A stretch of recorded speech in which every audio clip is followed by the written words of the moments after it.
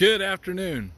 I hope you've had a great day today. It's been a great day for me. I was out here in the woods for a run again, and I was just thinking about the orderly, invisible world. Do you live in that orderly, invisible world? It's not the world for which most of us are trained to live by our senses or trained to live by our worldly training. But the orderly, invisible world is the one that God lives in. That's the world of faith. Read Hebrews 11.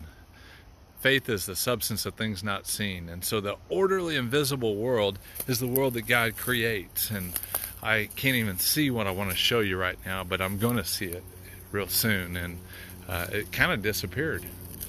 I don't know if you can see it or not right now. It's so invisible. I don't even know if I can get it in the camera right now. But right in front of me is can you see that spider right there? There's a spider web right there, and the sun was shining on it just a second ago in a perfect manner where that it was visible. But in most of the time, it's invisible, and there's a spider crawling, a big old spider crawling up there right now. And see if I can do this. Hey, you see that spider right there? See this invisible world. Its web is right there, which is still invisible to you guys. And that world is the reality for that spider. It's a world that, had I been walking through these woods and not paying attention, would have wrapped right around my face. And I wouldn't have known it was there till it had wrapped itself around me. That's the world of faith. Faith is the invisible. It's the reality of our lives. And yeah, it's easy to get caught up in the physical realm, which isn't really real in the spectrum of eternity. It seems real during our 70, 80, or 90 years here on this planet. But faith is the way we live. It's the invisible substance that gives hope to our lives. It's the hope beyond anything we can see.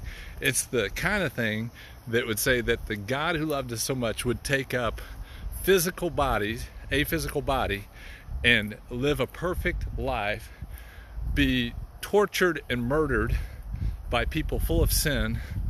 While he's hanging on the cross, he would say, "Father, forgive them, for they know not what they do."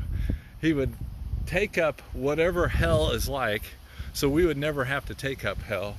He would resurrect from that place. He would ascend to high.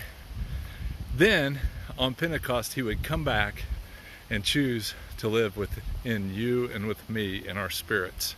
And that's what 1 Corinthians 6 says. He united his spirit with our spirit. That's the world of faith. That's the invisible world that mostly nobody talks about today in our culture. And I'd encourage you today to focus on that invisible world. See what you might learn. Maybe you'll find out God is much bigger than anybody ever told you. Hope your day is a great one, and I'll hope to see you real soon.